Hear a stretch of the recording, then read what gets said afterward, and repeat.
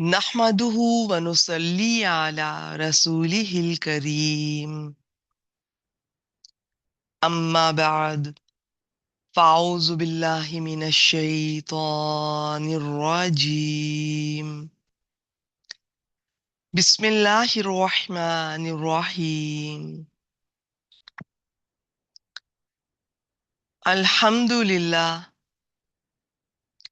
अल्लाह ताला की तौफीक और अल्लाह ताला के फजल और एहसान के साथ हम आज दौरा कुरान 2026 सिलेक्टिव आया के सिलसिले में अगली क्लास में मौजूद हैं, हाजिर हैं। आज इंशाअल्लाह ताला बिइज़्निल्लाह इसी सिलसिले में जुज 21 21वें पारे की कुछ आयात के साथ हम हाजिर हुए हैं। सबसे पहले देखते हैं आज के टॉपिक्स। आज बहुत कुछ आपसे शेयर करेंगे इंशाअल्लाह ताला, आपके सीखने के लिए, हम सबके सीखने के लिए बहुत कुछ हमारे सामने आने वाला है।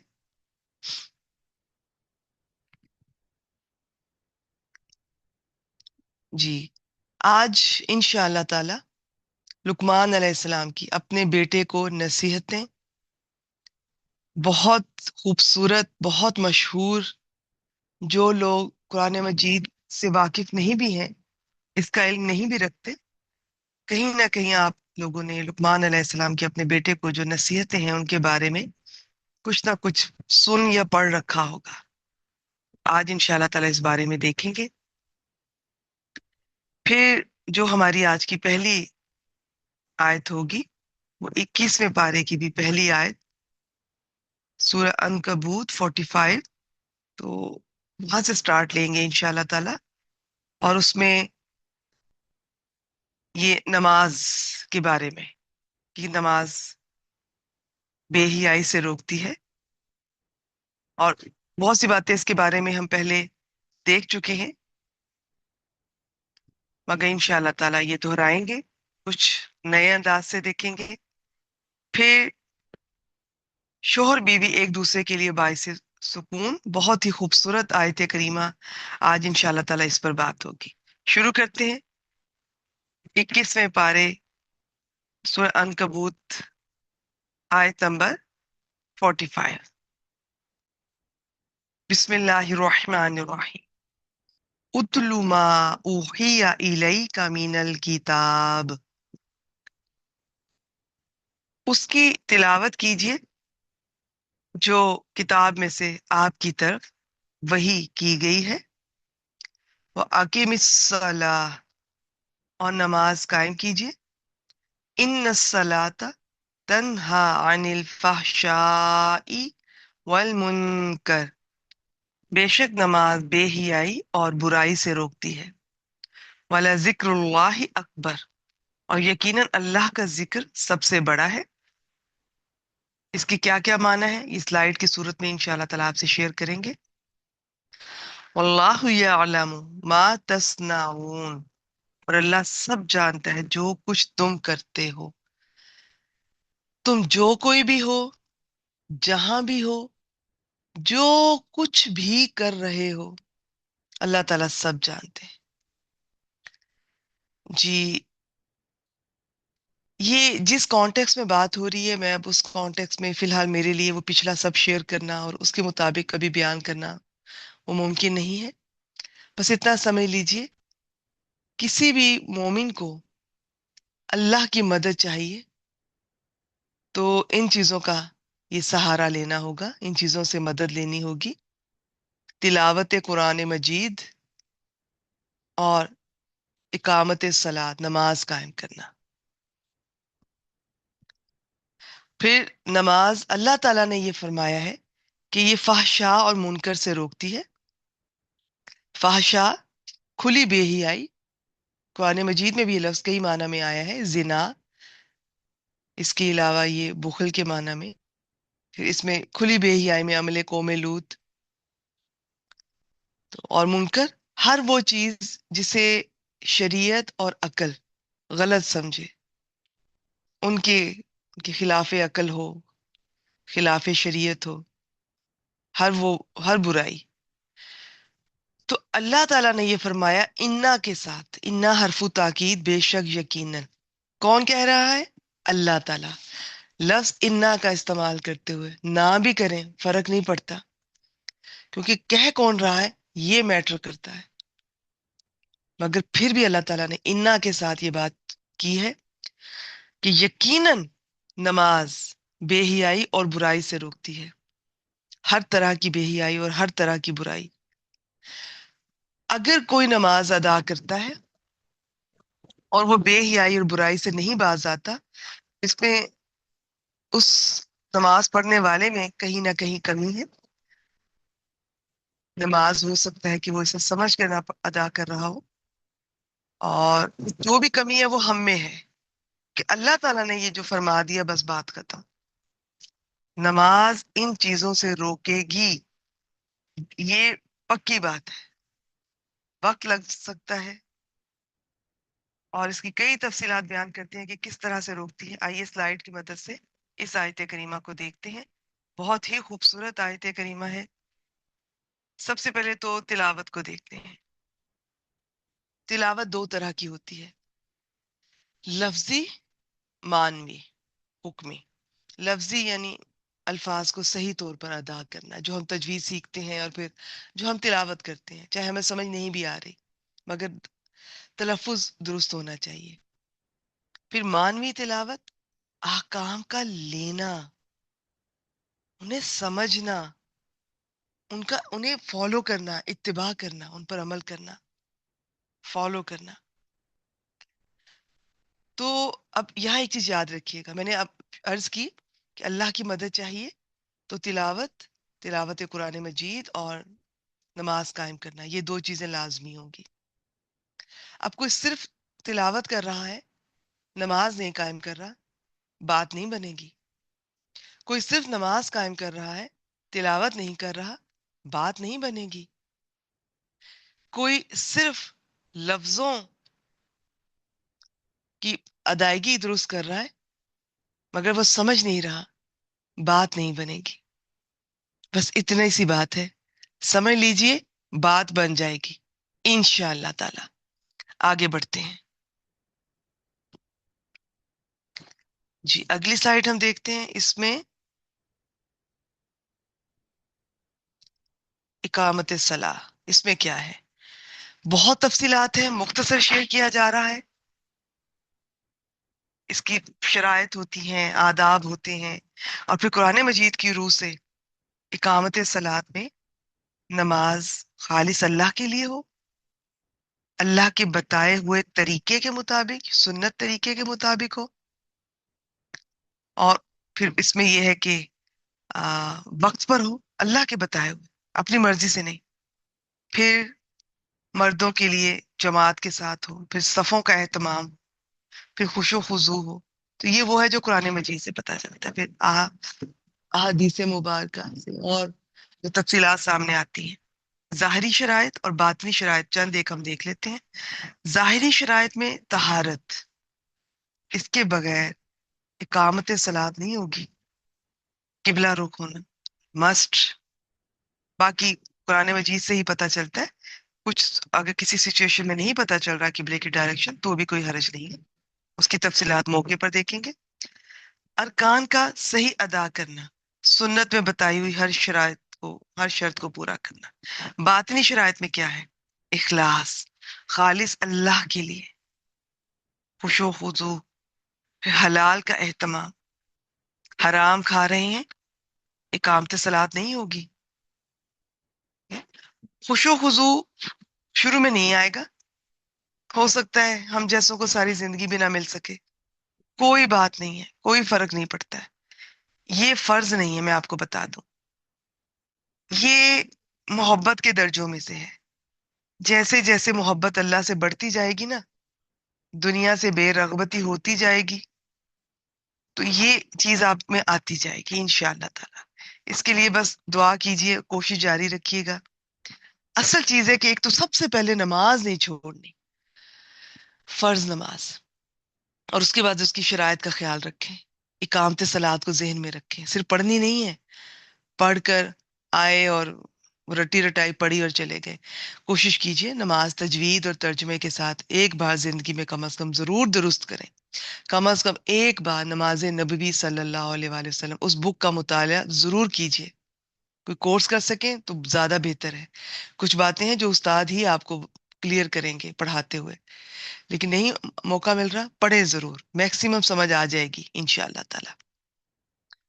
اور پھر اس کے بعد یہ کیا شرائط ہیں یہ سب پتہ ہوں۔ اللہ کی مدد چاہیے نا، جس کانٹیکس میں بات ہو رہی ہے، تو یہ تلاوت بھی صحیح معنی میں اور اقامت صلات بھی صحیح معنی میں، دونوں اکٹھے لے کر چلنے ہوں گے، دونوں اپنی آداب اور شرائط کے ساتھ لے کر چلنے ہوں گے۔ میری اور آپ کی مرضی نہیں چلے گی، پھر آئے گی اللہ کی صحیح مدد۔ ہمارے ہماری تیاری نہیں ہوتی ہے، کمی ہم میں ہوتی ہے، پھر ہم کہتے ہیں دعائیں قبول نہیں ہوتی ہیں، اللہ کی مدد نہیں آ رہی ہے، پتہ نہیں کہاں کمی ہے۔ کمی ہم میں ہی ہے۔ اس کی جی کچھ اور سلائیڈ دیکھتے ہیں۔ پھر یہ الفحشاء اور المنکر۔ الفحشاء کوئی بھی قول یا فعل جس میں بہت بڑی قباحت ہو، مثلا زنا، قوم عمل لوط، ایون بخل بھی، کسی پہ بہت تان تراشی، اور یہ کھلی بے حیائی کو کہتے ہیں، کسی بھی طرح کی کھلی اوپن۔ المنکر وہ قول و عمل جس کا انسانی فطرت اور عقل انکار کرتی ہو، شریعت بھی انکار کرتی ہو۔ اب جی دیکھتے ہیں نماز کے بے حیائی اور برائی سے روکنے کے دو مطلب ہیں۔ ایک تو یہ کہ نماز میں یہ تاثیر ہے کہ اس سے انسان بے حیائی اور برائی سے باز آ جاتا ہے۔ پھر یہ نمازی سے تقاضا کرتی ہے کہ وہ بے حیائی اور برائی سے باز آ جائے۔ اب بہت سے علماء اس پہ بہت کچھ لکھتے ہیں، جس کو ہر کوئی اپنے ایکسپیرینس کی بنیاد پر، بعض لکھتے ہیں کہ یہ کتنی خوش قسمتی کی بات ہے کہ وہ وقت جو نماز میں گزر جائے، جو نماز میں گزر جائے گا تو اس میں ڈیفینیٹلی انشاءاللہ تعالی زیادہ تر امید یہی ہے کہ اللہ نہ کرے کہ ہماری دکھاوے کی نماز ہو، ادروائز وہ وقت جو ہے وہ بے حیائی اور برائی کے بغیر گزر جائے گا، تو وہ بہترین جگہ پر استعمال ہو رہا ہے۔ پھر آہستہ آہستہ آپ اگر ابھی آپ کو تجوید کے ساتھ اس کی ادائیگی بھی نہیں الفاظ کی صحیح آتی ہے، آپ کو ترجمے کا بھی نہیں پتا، مگر آپ کے دل میں خواہش ہے کہ میں اللہ کے لیے نماز ادا کروں، آپ شروع کر دیجئے۔ آپ دیکھیے گا کہ اگر آپ کوئی بھی کام اللہ کے لیے کرتے ہیں نا، اللہ کی محبت کے لیے، اللہ کو خوش کرنے کے لیے، اللہ کو راضی کرنے کے لیے، آپ دیکھیے گا کس طرح آپ کے راستے آسان کیے جائیں گے۔ اللہ تعالیٰ خود آپ کو، اگر آپ نماز، صرف میں نماز کی اگر بات کروں، آپ کو خود ایسے جگہوں سے جوڑ دیں گے، ایسے کورسز سے اٹیچ کر دیں گے، ایسی کتابوں سے آپ کا انٹروڈکشن کروا دیں گے کہ جہاں سے آپ کو سٹیپ بائی سٹیپ، ایک ایک کر کے، آہستہ آہستہ، درجہ بدرجہ آپ کی نماز بہتر ہوتی جائے گی۔ کیونکہ اگر آپ اللہ کے لیے یہ کام کرنے والے، تو اللہ سے دعا کیجئے اس رمضان۔ پہلے بھی ہم اس بات پر کئی بار ہماری بات ہو چکی ہے، نماز ٹاپک ہی اتنا اہم ہے، اس پر جتنی بات کی جائے کم ہے، جتنی بات۔ تو یہ ہم میں سے بہت لوگ روٹین نہیں بنتی ہے تو خواتین کی پھر ہر مہینے ان کی پیریڈز کی وجہ سے پھر روٹین جو ہے وہ دوبارہ سے بننے میں ٹائم لگتا ہے۔ تو یہ اللہ سے جب آپ کی محبت ہوگی نا، اور یہ تقویٰ ہوگا آپ کے اندر، انشاءاللہ تعالی آہستہ آہستہ، تو آپ دیکھیے گا آپ خود کانشیس ہوں گی، آپ نظر رکھیں گی کہ جیسے ہی آپ پاک ہوں گی، فوراً غسل کر کے وہ پہلی نماز آپ ادا کریں گی۔ آپ سستی نہیں کریں گے، آپ کا دل ہی نہیں ماننے گا۔ آپ یہ نہیں دیکھیں گے اچھا کل سے، پرسوں سے، ہفتہ لگ جاتا ہے روٹین بننے میں، ابھی 2 ہفتے روٹین بنتی ہے تو پھر خراب ہو جاتی ہے۔ نہیں، وہ جو ٹھیک ہے، جو نماز نہیں چھوڑنی شرعی عذر کی وجہ سے، وہ تو ٹھیک ہے، جینون ہے، مگر باقی ایک نماز بھی آپ نہیں چھوڑنا چاہیں گی۔ اللہ کی جب محبت دل میں آتی ہے نا، تو انسان کو ایک شوق لگ جاتا ہے، وہ خود لوگوں سے پوچھتا پھرتا ہے کہ مجھے بتاؤ کہ یہ کام میں کیسے بہتر کر سکتی ہوں۔ آپ خود ہی نماز کے مسائل پتہ کریں گی، آپ خود ہی پتہ کریں گی کہ مجھے کیسے پتہ چلے گا کون سی نماز مجھ پہ اب کب فرض ہو گئی، اگر قضا ہوگی تو کیسے اسے میں فوراً ادا کروں۔ تو یہ جب شوق لگ جاتا ہے نا، بس دعا کریں اللہ سے، یا اللہ ہمیں تیرا شوق لگ جائے، ہماری اولاد کو، ہماری نسلوں کو اللہ تیرا شوق لگ جائے، ایسا لگ جائے کہ بس باقی سب کچھ پھیکا پڑ جائے، ہماری دنیا بھی سنور جائے، یا اللہ ہماری آخرت بھی سنور جائے، بس تو راضی ہو جائیں ہم سے. تو یہ نماز آپ شروع کریں آہستہ آہستہ. یہ چند گھنٹوں دنوں کی بات نہیں ہوتی، وہ سارے کام، بلکہ یہاں پر تو یہ بے حیائی اور برائی کی بات ہے نا جو بڑے درجے کی ہیں.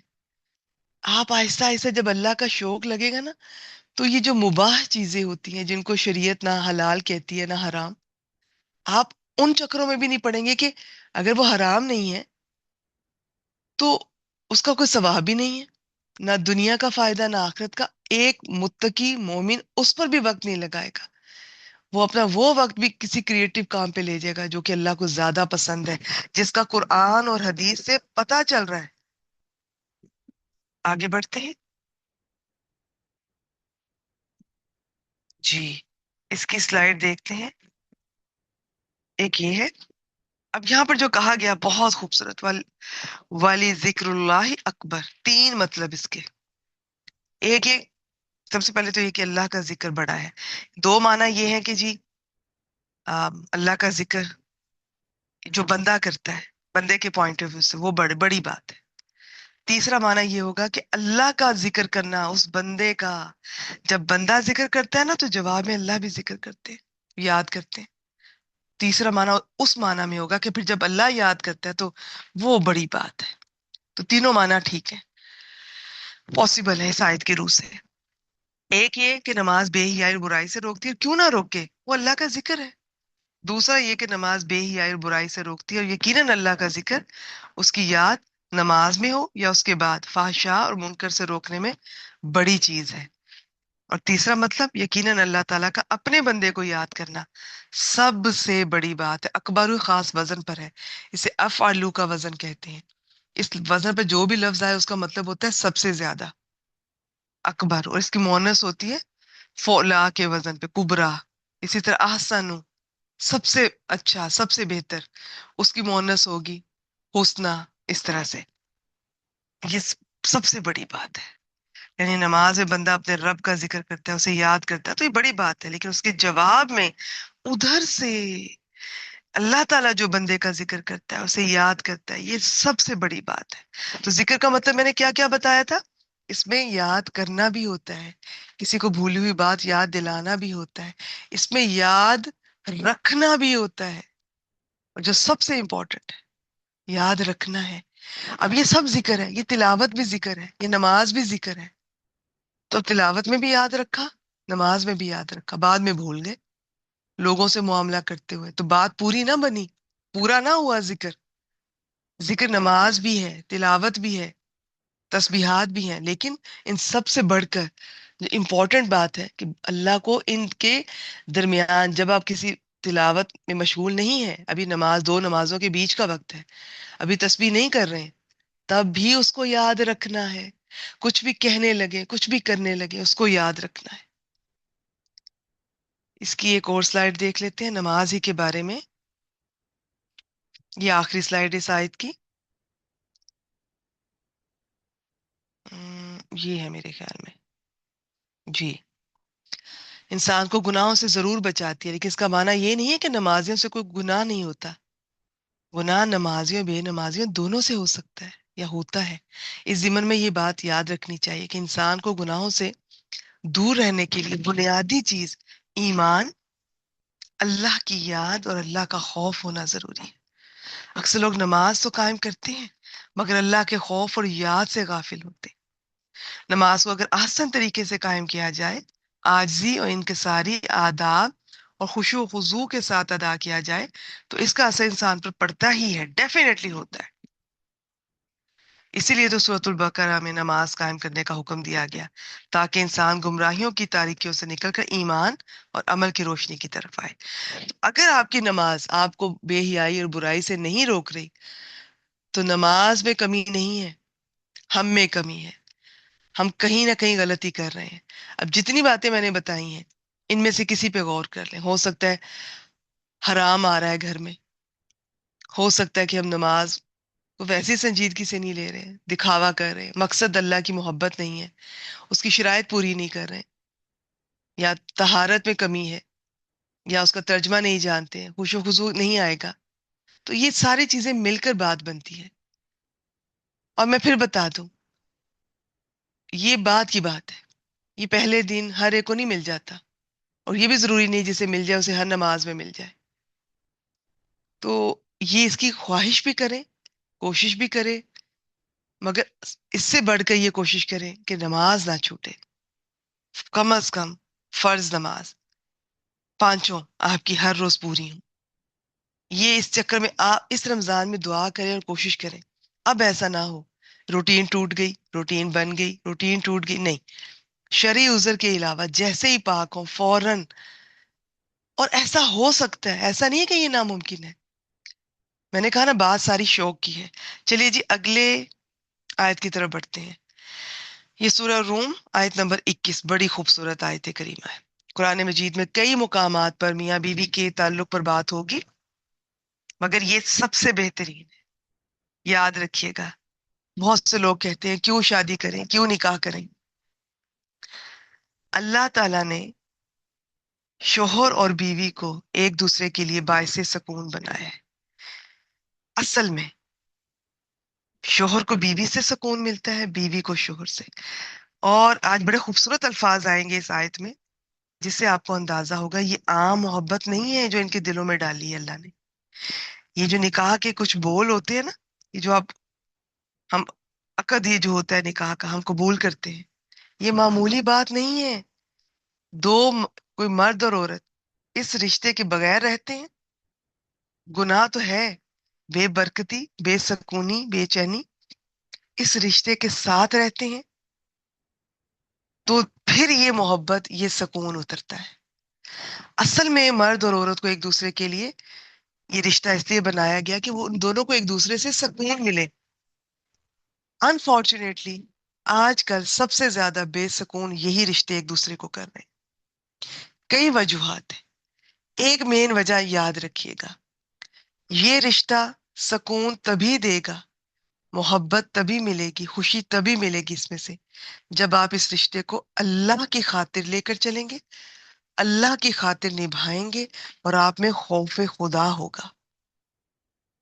ورنہ موقع ہر ایک کو ملتے ہیں، کوئی ایسا شوہر یا بیوی نہیں ہے۔ اب تو موبائل کی وجہ سے اور بھی آسان ہو گیا، اس سے پہلے بھی سب کو موقع ملتے ہیں گناہ کرنے کے، چیٹ کرنے کے، مگر آپ اس چیز کو اگر سمجھ لینا کہ اس رشتے کی نوعیت کیا ہے، اصل میں کیا ہے، کہ جب ہم اللہ کی خاطر حرام سے بچنے کے لیے نکاح کے بندھن میں بندھتے ہیں، اور اس کے اپنے اپنے فرائض کو سمجھتے ہیں، دوسرے کے حقوق دینے کی کوشش کرتے ہیں، تو پھر اترتی ہے یہ برکت۔ جب اللہ کے لیے یہ سب کچھ کرتے ہیں، اللہ کے ڈر سے بھی، اللہ کی محبت میں بھی، پھر اترتی ہے یہ محبت۔ اور یہ محبت یہاں پر خاص لفظ ہے مودت، یہ عام محبت نہیں ہے، یہ اس سے بڑھ کر ہے۔ عام محبت خود غرض ہو سکتی ہے، ایک شخص کو ایک عورت کی جوانی یا حسن بھلا لگا، ڈھلتی عمر اور حسن کے ساتھ وہ چھوڑ دے گا، لیکن مودت میں نہیں چھوڑے گا۔ یہ بڑھاپے کے بعد بھی مرتے دم تک رہتی ہے، کیونکہ یہ اللہ کی خاطر کی ہے۔ اب وہ آپ کے دلوں کو ایسے جوڑ کے رکھے گا، اور یہ وہ محبت ہے جو میں کہتی ہوں کہ میاں بیوی کی ہوتی ہے اور ہونی چاہیے، اور یہ ہوتی ہے اگر ہم اللہ کی خاطر اکٹھے ہوئے ہیں۔ اس میں روز آپ کو آئی لو یو کہنے کی ضرورت نہیں پڑے گی، اس میں روز آپ کو مختلف انداز سے باتیں کرنے کی، محبت جتانے کی ضرورت بھی نہیں پڑے گی، جو کہ کرنی چاہیے، میں کہتی ہوں وہ کرنی چاہیے، لیکن اگر نہیں بھی کوئی کرتا نا، مگر نیت اگر خالص ہے اللہ کے لیے، اور اللہ کا تقوی، اللہ کا خوف موجود ہے، تو پھر یہ پیدا ہوتی ہے۔ پھر چاہے میلوں دور بیٹھے ہوں، موقع شوہر کو بھی مل رہے ہوں، بیوی کو بھی مل رہے ہوں، مگر وہ اللہ کی محبت، اللہ کے خوف کی وجہ سے، دوسرے کے حقوق کو مد نظر رکھتے ہوئے یہ چیز نبھائیں گے، اور انہیں پھر کسی دوسرے میں وہ کشش محسوس ہی نہیں ہوگی۔ وہ ایک دوسرے سے راضی ہوں گے، ایک دوسرے سے مطمئن، بیوی شوہر سے خوش، اس کے لیے اس کا وہ شوہر کل مردوں پر بھاری، شوہر بیوی پر راضی، کل دنیا کی عورتیں ایک طرف اور اسے اپنی بیوی سے جو سکون ملتا ہے نا وہ ایک طرف۔ یہ ہے وہ چیز جس کے لیے نکاح کا کہا گیا ہے، رکھا گیا ہے، جسے ہم سمجھتے نہیں ہیں۔ ہم غلط ہیں، ہم بھی غلط ہیں، انفارچونیٹلی ہمارا سسٹم بھی غلط ہے۔ یہ دو لوگوں کے درمیان کا رشتہ ہے، اب اس پہ ٹھیک ہے کہ دو خاندانوں کے درمیان میں بھی ہوتا ہے، مگر ہم ان رشتوں کو، یہ جوائنٹ فیملی سسٹم، اور خود ہم جوائنٹ فیملی سسٹم تو بعد کی بات ہے نا، اگر مودت ہوگی نا، یاد رکھیے گا، تو یہ جتنے بھی ہرڈلز آ جائیں میاں بیوی ان کو مل کر عبور کر لیں گے، فرق نہیں پڑے گا۔ مشکلات آتی ہیں، آئیں گی، لیکن ان کی محبت میں، ہر مشکل کے بعد ان کی محبت میں اضافہ ہی ہوتا ہے، ایک دوسرے کی قدر کرتے ہیں، احترام کرتے ہیں۔ تو یہ ہے جو اس رشتے، پاک رشتے سے جو دل میں محبت بنتی ہے، بڑھتی ہے۔ تو باقی ہمارا سسٹم ہمارے ہاں، اب میں اس پہ بات نہیں کروں گی کہ کہاں وہ ٹھیک بھی ہے، اس کے فائدے بھی ہیں، کہاں وہ ٹھیک نہیں ہے، یہ آپ سب کے سامنے ہے، آپ سب کے اپنے اپنے تجربات ہیں، اس پہ اس وقت اس پہ بات کرنے کی ضرورت نہیں ہے۔ لیکن اللہ سے دعا کیجیے گا کہ اللہ تعالیٰ شوہر بیوی کے درمیان ایسی مودت پیدا کرے۔ شروع کرتے ہیں، بسم اللہ الرحمن الرحیم۔ وَمِنْ آیَاتِهِ، اور اس کی نشانیوں میں سے، آیت کہتے ہیں نشانی کو، اور بھی اس کے کئی معنی ہیں، قرآن مجید میں لفظ کئی معنی میں ہمارے سامنے آتا ہے۔ ان خلق لکم من انفسکم ازواجا، اس کی نشانیوں میں سے ہے کہ اس نے تمہارے لیے تمہیں میں سے بیویاں پیدا کی۔ زوج کے بارے میں نے بتایا تھا، شوہر کے لیے بیوی، بیوی کے لیے شوہر ہوتا ہے۔ کس کانٹیکس میں بات ہو رہی ہے؟ مردوں سے کہا جا رہا ہے، تو یہاں بیویاں مراد ہیں۔ تو اور تمہیں میں سے، اب یہ نہیں ہے کہ مرد جو ہے وہ جنوں میں سے ہیں، عورتیں انسانوں میں سے ہیں، یا کچھ اور مخلوق کا ہے، نہیں۔ یہ بھی سکون کی اور خوشی کی بات ہے کہ ہم جنس ہونا انسانوں ہی میں سے، لِتَسْكُنُوا إِلَيْهَا، تاکہ تم ان کی طرف جا کر آرام پاؤ، تمہیں ان میں سے سکون ملے۔ یہ اس چیز کو یاد رکھیے گا، یہ ہے نکاح کا مقصد۔ مرد جتنے بھی چاہے یہ مردوں میں دلچسپی لے یا کسی میں بھی نہ لے یا نکاح ہی نہ کرے، اصل میں اگر غور کرے گا سکون اور خوشی عورت سے ہی ملتی ہے۔ عورت جب گھر میں آتی ہے نا، تو وہ گھر کو پھر وہ اصل والا جو گھر ہے نا، وہ بناتی ہے۔ مرد تو کماتا ہے، ایک را چیزیں لے کر آتا ہے، آپ کو دے دیتا ہے، باقی اس گھر کو جو بنانا، سنوارنا، اس کی کایا پلٹ دینا، گھر کی، شوہر کی، بچوں کی، وہ عورت کرتی ہے۔ اور ایک اچھی نیک عورت، وہ ہی مرد کے لیے باعث سکون، باعث خوشی بنتی ہے۔ اور اگر ایک بیوی سے شوہر کو سکون مل رہا ہے، یقین کیجئے اس سے زیادہ خوش قسمتی کی بات کسی مرد کے لیے نہیں ہو سکتی، کسی انسان کے لیے نہیں ہو سکتی۔ ہم نے ان رشتوں کو سمجھا ہی نہیں، ان کی اہمیت کو سمجھا ہی نہیں، نہ دین سے جوڑا ہمارے ماں باپ نے۔ آج کل ہم اپنی بات کریں، نہ ہم اپنی اولاد کو دین سے جوڑتے ہیں، نہ ان رشتوں پہ تو بات ہی نہیں کرتے۔ بس گھر میں جس بیٹے نے اپنے باپ کو جس طرح ماں سے ڈیل کرتے دیکھا، اس کو لگتا ہے ایسے ہی کرتے ہیں۔ وہ مار رہا ہے، پیٹ رہا ہے، شاؤٹ کر رہا ہے، احترام نہیں کر رہا، بیٹا وہی کرے گا۔ دین سے جوڑیے، آپ کو پتا چلے نبی اکرم صلی اللہ علیہ وآلہ وسلم کا طرز زندگی کیا تھا۔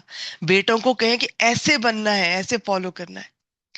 ہم مر نہ جائیں، ہم مائیں، ہم ساسیں، اگر بیٹوں سے کہیں کہ بیویوں سے حسن سلوک کرو اس طرح سے، ہم سے تو وہ تھوڑا سا اچھا سلوک کرے نہیں دیکھا جا رہا ہوتا، ہم تو مرنے والیاں ہو جاتی ہیں، یہ سوچ سوچ کر کہ اس عمر میں، زندگی کی اس عمر میں اور اس فیز پہ مجھے تو یہ نعمت نہیں ملی تھی، مجھے تو یہ سہولت نہیں ملی تھی، اسے تو آتے ہی مل گئی۔ دل بڑے کریں، ظرف بڑے کریں، اہل القرآن بنے۔ وہ ایسی باتیں نہیں سوچتے ہیں، انہیں پتا ہے ہر ایک کے مقدر کا اس کو ملتا ہے۔ جو مجھے ملا میرے مقدر کا ملا، جو آج میری بہو کو مل رہا ہے وہ اس کے مقدر کا ہے، وہ اس کے نصیب کا ہے۔ اور بہت کچھ جو مجھے ملا وہ اس کے پاس نہیں ہے۔ ہمیں ایکچولی اپنی نعمتیں نظر نہیں آتی، تو یہ سوچ کی بات ہے. تو خیر، بات سکون کی ہو رہی تھی. پھر واپس آتے ہیں. وَجَعَلَ بَيْنَكُم مُوَدَّةً وَرَحْمَةً. اس نے تمہارے درمیان دوستی اور مہربانی رکھ دی. اس کا دوستی کے ساتھ بھی کرتے ہیں، محبت کے ساتھ بھی ترجمہ کرتے ہیں، لیکن یہ محبت سے بڑھ کر ہے. اور مزید رحمت بھی رکھ دی. ایک دوسرے پہ رحم کرتے ہیں، خیال کرتے ہیں، ستاتے نہیں ہیں. کوئی بیمار ہے، کوئی پریشان ہے، دوسرا بھی بے چین ہو جاتا ہے، اس کی خدمت کرتا ہے، اس کا خیال رکھتا ہے جب تک کہ وہ ٹھیک نہ ہو جائے. ان فی ذالک لآیات لقوم یتفکرون. مزید اللہ تعالیٰ نے فرما دیا، بے شک اس میں ان لوگوں کے لیے یقیناً بہت سی نشانیاں ہیں جو غور و فکر کرتے ہیں. صرف یہ نہیں خالی بس سن لیا، دیکھ لیا اور آگے بڑھ گئے. جو غور کرتے ہیں انہیں پتہ ہے کہ اس میں کی نشانیاں ہیں اللہ تعالیٰ کی. تو اس پہ میں دیکھتی ہوں آپ کے لیے جو سلائیڈز ہیں. بہت خوبصورت ٹاپک ہے یہ. تو پوری آج کی کلاس میں صرف ایک یہی میرے خیال میں کور ہو سکتا تھا، لیکن ماشاءاللہ کسی کسی پارے میں، ان کے ویسے تو ہر پارے میں ہر آیت آپ سے شیئر کرنے کے قابل ہوتی ہے، لیکن بہت کچھ دیکھنا ہوتا ہے. ذہن میں نے ان لوگوں کو رکھا ہوتا ہے جو پہلی بار سن رہے ہیں. شوہر پر بیوی کے اہم حقوق، چلیے جی یہ دیکھتے ہیں. پھر اس کے بعد بیوی کے شوہر پر مالی حقوق. نان و نفقہ، بیوی کے کھانے پینے، لباس اور رہائش کا بندوبست کرنا شوہر پر واجب ہے. چاہے بیوی خود امیر ہی کیوں نہ ہو، خود کما بھی رہی ہو. بیوی کما رہی ہے، وہ اس پہ بالکل لازمی نہیں ہے کہ وہ شوہر کو دے. بیوی کا حق ہے جیسے چاہے استعمال کرے. اور یہ جو کہا جاتا ہے کہ عورت کی کمائی میں برکت نہیں ہے، وہ کسی اور سینس پہ کہا جاتا ہوگا، ایسا کوئی ہمارے اسلام میں کانسیپٹ نہیں ہے. ہاں، اگر بیوی دیکھ رہی ہے کہ شوہر کہ اس کا ہاتھ تنگ ہے، تو بیوی کو چاہیے کہ وہ جو کما رہی ہے وہ اس کے ساتھ ہیلپ کرے، مل کر لے کے چلے. حضرت خدیجہ رضی اللہ تعالیٰ عنہا کی مثال ذہن میں رکھیں. حسن معاشرت، بیوی کے ساتھ نرمی، محبت، عزت اور احترام سے پیش آنا اور حسن سلوک کرنا. خاص طور پر بیوی کو اپنے گھر والوں اور اپنے رشتہ دار جو بھی ہیں، اور بیوی کے گھر والے اور بیوی کے رشتہ دار، ان کے سامنے ضرور ایک شوہر کو چاہیے کہ احترام دے. اب یہاں نا حکمت آتی ہے. اب ایک تو اب یہ میں مردوں سے اب ظاہر مخاطب تو میں آپ خواتین سے ہوں، لیکن یہاں مردوں کے لیے حکمت آتی ہے. اب اس طرح بھی تعریفیں نہ کریں کہ باقی سب ان کو آپ کی بیوی سے ویسے تکلیف ہونا شروع ہو جائے، ماں کو بھی تکلیف ہونا شروع ہو جائے. نہیں، لیکن اس طرح کا ضرور آپ کا رویہ ہو. آپ نے اپنی بیوی کو کبھی کبھار اس طرح اپریشیٹ کریں، اس طرح اس کی تعریف کریں، اس طرح پروٹیکشن کریں. کیا ان سب لوگوں کو پتا ہو کہ آپ کی بیوی کی طرف میلی آنکھ سے نہیں دیکھنا، الٹی سیدھی باتیں نہیں کرنی آپ کی بیوی کے بارے میں، اسے ستانا نہیں ہے. آپ پروٹیکٹ کر رہے ہیں اپنی بیوی کو. یہ ہوتا ہے مرد. اس کا اتنا روب ہو، سب کو پتا ہو کہ وہ سب کے، وہ ماں والدہ کے حقوق بھی پورے کر رہا ہے، بہنوں کے بھی، والد کے بھی، بیوی کے بھی. ہمارے ہاں ایسا نہیں ہے. بس یہاں پر اکثر مرد مار کھاتے ہیں، یا وہ والدہ کی طرف جھکاؤ زیادہ ہو جاتا ہے، یا بیوی کی طرف زیادہ ہو جاتا ہے، اور باقی جو رہی نہیں چھوڑی. تھوڑا بیوی کو زیادہ توجہ دے دے گا تو والدہ کی طرف سے تانے، والدہ کو زیادہ دے دے گا تو ہم بیویوں کی طرف سے تانے. کمی ہم نہیں چھوڑتی، پاگل کر کے رکھ دیتی ہیں اس شوہر کو، اس مرد کو بیچارے کو. تو یہ چیزیں ہمیں رکھیے. آگے چلتے ہیں. پھر یہ مہر کی حق، مہر کی یہ ادائیگی، نکاح کے وقت طے شدہ مہر کی ادائیگی کرنا، یہ شوہر پر بیوی کا حق ہے. پھر بیوی کو تعلیم و تربیت میں بیوی کو ضروری دینی تعلیم دینا، حیا اور پردے کا ماحول فراہم کرنا. ہمارے ہاں الٹا اکثر پسند نہیں کیا جاتا. جو پردہ کرتی بھی ہیں ان کو سسرال میں جا کر پردہ چھڑوا دیا جاتا ہے.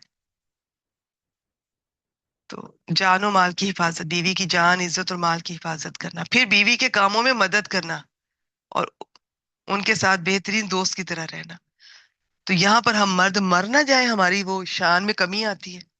اٹھ کر پانی کا گلاس بھی خود پی لیا، تو کچن میں چلے گئے تو اچھا. بعض دفعہ بےچارے میں نے دیکھا کہ جانا چاہتے بھی ہیں، بیوی کا ہاتھ بٹانا بھی چاہتے ہیں، لیکن والدہ کیا کہیں گی، بہنیں کیا کہیں گی، والد تانا دیں گے، سسرال میں کسی نے دیکھ لیا تو.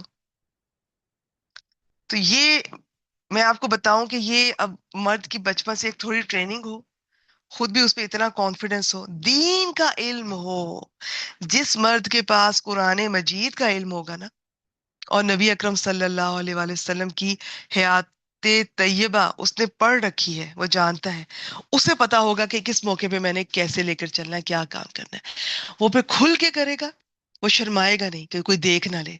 मदद करनी है बीवी की, करेगा। क्यों? क्योंकि ये सुन्नत है, ये कह के करेगा।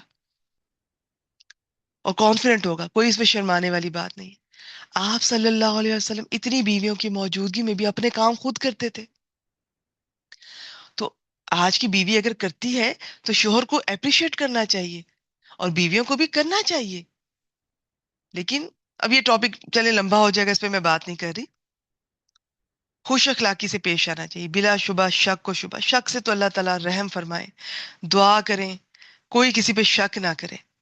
हकीकत पता चल जाए और बात है, शक कभी ना हो। शक बहुत जानलेवा होता है, रिश्तों को खत्म कर देता है। ताने ना दे, शोहर को ये चाहिए तोहफे तहाइफ से मोहब्बत बढ़ाए। दे सकते हैं तो दे, नहीं तो बाकी जो हुस्न सलूक कर सकता है। और बीवी भी अपने शोहर से, खैर ये तो बीवी की अभी देखते हैं। बीवी को नमाज, रोजा, हज, ज़कात, हैज़ और निफास और दीगर जरूरियात दीन के मसाइल सिखा दे। ये तभी सिखा सकेगा ना खुद जब आते होंगे। तो अब ये तो पूरी चेन है, पहले हम अपने बेटों को सिखाएं, फिर वो अपनी बीवियों को। अल्लाह करे कि वो बीवियां ही वो आए कि जिनको ये सब अहकामात आते हों। इतना बेसिक दीन तो सबको आना चाहिए। औरत उनके सामने औरत के सामने उन औरतों का जिक्र ना करे जिन्हें ज्यादा जहेज मिला, कोई ऐसी बात ना करे। अब असल में तो एक औरत के सामने दूसरी औरत की तारीफ करनी ही नहीं चाहिए, मर्दों को ये समझ लेना चाहिए। घर का माहौल अगर आप पुरसुकून चाहते हैं ना, वालदा के सामने बीवी की तारीफ ना करें, बीवी के सामने वालदा की ना करें, गैर जरूरी। हस्बे मौका कभी जरूरत पड़ी तो हिकमत के तहत सबके सामने कभी वालदा की कर दी, मेरी वालदा की ये बात मुझे बहुत अच्छी लगती है, ये इस तरह करती थी। और कभी बीवी की भी, सबको पता हो कि आप ऐसे ही करते हैं। ठीक है। और अगर मर्द की एक औरत मालदार और दूसरी गरीब हो तो गरीब की बेइज्जती ना करे। ये तो अब उसकी एक से ज्यादा बीवियों की अलग से बात है, टॉपिक है। बीवी के रिश्तेदारों से उसी तरह बर्ताव करे जैसे कि अपने रिश्तेदारों से करता है। ये देखिए, ये बड़ा अहम पॉइंट है। जिस तरह से हम चाहते हैं ना कि हमारी बीवी हमारे वालिदैन का एहतराम करे, खिदमत करे, तो उसी तरह, ठीक है आपके लिए बीवी के घर वालों का खिदमत करना पॉसिबल नहीं होगा, मगर एहतराम तो कर सकते हैं ना। हमारे यहाँ एहतराम भी नहीं करते, उल्टा बीवी के घर वालों का मजाक उड़ाया जाता है। तो ये ना कीजिए, किसी का भी ना करें। ना बीवी शोहर के घर वालों का मजाक उड़ाए, ना शोहर बीवी के घर वालों का। क्योंकि इन रिश्तों से एक हमारी अटैचमेंट होती है। आपको लाख गुस्सा हो अपनी सास पर, आप ज़हन में रखिएगा, कोई मेरी वालदा को कुछ कहेगा, चाहे मेरी वालदा की गलती भी हो, मुझे अच्छा नहीं लगेगा सुनकर। तो बात करने का भी अंदाज होता है। ये जो हम कह देती है ना, आपकी माँ ने ये किया है, आपकी वालदा ने ये किया है, ये ताने देने का अंदाज होता है। चाहे वालदा की ही गलती हो, हमारे नंबर कट जाते हैं यहाँ पर। तो अभी पिछली किसी रिकॉर्डिंग में मैंने आपको बात करने का तरीका बताया था कि आप ही में से दो स्टूडेंट जब मुझसे एक ही बात के बारे में बात करती हैं, एक ही टॉपिक के बारे में, तो एक को मैं रिप्लाई नहीं करती और दूसरी को मैं फौरन रिप्लाई कर देती हूँ। वो आप होती हैं, बात करने का अंदाज आपका होता है कि सामने वाले को मजबूर कर देता है कि वो मोहब्बत से और अखलाक से पेश आए। और अगर कोई फिर भी नहीं आ रहा तो ये आपका हेडेक नहीं है, आप बस अपनी तरफ से, आपका अंदाज अच्छा होना चाहिए। कभी भी डायरेक्ट इस तरह ना कहें, आपके घर वाले इस तरह करते हैं, आपके ये आपके वो। अंदाज होता है बात करने का। कभी मूड अच्छा हो शोहर का, उनकी पसंद का खाना बनाया हो, उनका बहुत अच्छे हैं, खुश हैं, आप अच्छे तरीके से कभी उसके बाद थोड़ा बता सकती हैं। अंदाज होता है, मुझे आपसे एक बात शेयर करनी है, एक बात है जो मुझे तकलीफ दे रही है, परेशान कर रही है, आप मुझे बताएं मैं कैसे हैंडल करूं, आप मुझे मशवरा दें। जब आप इस तरह बात करेंगी तो वो उन्हें अच्छा लगेगा। वो एक बड़े से बड़े मसले को भी आपको मशवरा दे जाएंगे। अपनी फैमिली के खिलाफ जाकर मर्द आपको मशवरा देगा, आपके खिलाफ वो स्टैंड लेगा। तो इसमें आपका भी है, देखें ये दोनों तरफ का है। आपका भी है, आप कितनी नरमी से हिकमत से मामले को लेकर चल रही हैं, और शोहर का भी है कि वो कितनी मर्दानगी से आपको प्रोटेक्ट करता है। अब एक तरफ से बात होगी, दूसरी तरफ से नहीं तो बात नहीं बनेगी। ठीक है, तो ये बस अल्लाह से दुआ करेंगे ऐसी नौबत ही ना आए। आए तो फिर दोनों तरफ से ये मामला हो। बीवी को रश्क ना दिलाए। इसमें क्या होता है जी, ये मैंने तीसरी स्लाइड पे पहुंच गई, दूसरी मेरे ख्याल मेरी मिस हो गई है। बस एक औरत के सामने दूसरी औरत की तारीफ ना करे, इतनी कॉमन सेंस होनी चाहिए। रुकिएगा। हम्म, हाँ, ये दूसरी मेरे ख्याल में मिस होगी ना मुझसे। ताकत के मुताबिक खर्चा दे, मौसम के मुताबिक कपड़े बना दिया करे, जरूरियात जिंदगी का सामान मुहैया करे। अब देख लें कि उसका कितनी जेब इजाजत देती है, उसके मुताबिक बीवी को गालियां न दे, औरत को अलहदा मकान रहने के लिए दे। अगर वो अफोर्ड कर सकता है तो डेफिनेटली ये बीवी का हक है। नहीं कर सकता तो बीवी को चाहिए कि वो इस मामले को समझे, हिकमत से लेकर चले। अगर हो सके तो औरत के लिए खादिमा का बंदोबस्त करे। बिल्कुल, बीवी पर खर्च करके एहसान न जताए, सफर से बीवी के लिए तोहफा लाए, औरत को बिला वजह नाराज ना करे, सख्ती से पेश ना आए, मोहब्बत से बातें करे। ताकत हो तो औरत को जेवर पहनाए। चलिए जी, आगे चलते हैं। मेरे ख्याल में तो ये जेवर वाली बात में तो मैं यही कहूंगी, ये जो पढ़ी लिखी खवातीन हैं, और खास तौर पे जो कुरान मजीद से जुड़ी हुई, जेवर जरूर पहने जो आपके पास मौजूद है, मगर इसका इतना लालच ना किया करें। आपका इल्म आपका जेवर होना चाहिए, आपकी हया आपका जेवर होना चाहिए। अच्छा जी, आगे चलते हैं। अब यहाँ पर हम देखते हैं बीवी पर शोहर क्या। ठीक है जी, दोनों की बात करते हैं ना। शोहर के घर से बगैर, शोहर की इजाजत के किसी को कोई चीज ना दे, शोहर की इजाजत के बगैर घर से बाहर ना निकले, शोहर की खुशनुदी के लिए अपने आप को आरास्ता करे, शोहर के लिए दुआ करे। मेरा मोस्ट फेवरेट है ये। शोहर के सामने भी दुआ दिया करें। दुआ का टॉपिक तो एक तो जब आता है तो मुझे कुछ होने लग जाता है। ठीक है, शोहर के सामने भी दुआएं दिया करें, अल्लाह ताला आपको सलामत रखे, अल्लाह ताला आपका साया हमारे सर पे कायम रखे, अल्लाह ताला आपके रिस्क में बरकत है, अल्लाह ताला आपकी हर चीज में बरकत है। दुआएं दिया करें, दुआएं देने वाली बीवी बने। ठीक है, दुआएं देने वाली इंसान बने। बस दुआएं देते दिन गुजर जाया करे आपका। शोहर की गीबत ना करे, उसका ऐब ना जाहिर करे, अपने आप को नामहरम की नजर से बचाए। खुद भी नामहरम पे बिला जरूरत उसे देखने की बात करने की जरूरत नहीं है। शोहर की, अच्छा जी, शोहर के माल की हिफाजत करे, अपने घर में बैठी रहे, शोहर के दोस्तों से वाकफियत ना करे। अच्छा, ये भी पॉइंट है। अब यहाँ से कितने फितने बढ़ते हैं। हमारे घरों में बहुत कॉमनली ये शोहर के दोस्तों का आना जाना, पहले बचपन में भाइयों का होता है, उनके दोस्तों का आना जाना, उससे भी ज्यादा खतरनाक शोहर के दोस्तों का। हम आराम से उनसे मिल लेती हैं, भाभी जी हो रहा है। तो पता नहीं, मुझे तो, मैं तो इस चीज के साथ कंफर्टेबल नहीं हूँ। मैंने तो अपने हस्बैंड को ये बताया हुआ है। उनके सब दोस्तों की वो बातचीत करते रहती है, लेकिन मैं मिलना पसंद नहीं करती हूँ। तो हर एक अपने माहौल होता है, हालात होते हैं। मुझे ये लगता है कि ये रिश्ते ऐसे कि इनमें बहुत जल्दी भटक जाने का खदशा होता है। मैंने ऐसे बहुत से वाकयात आए दिन मैं सुनती हूँ, मैं देखती हूँ कि ये बातचीत में ही भाभी की तरफ से कोई नरम बात, तो वो शोहर का दोस्त जो है वो वहां पर उसका दिल नरम पड़ जाता है। दोनों दोनों में से कोई भी एक एक का ज्यादा ख्याल कर रहा है, कोई नरमी से बात कर दी है, ख्याल रखा है।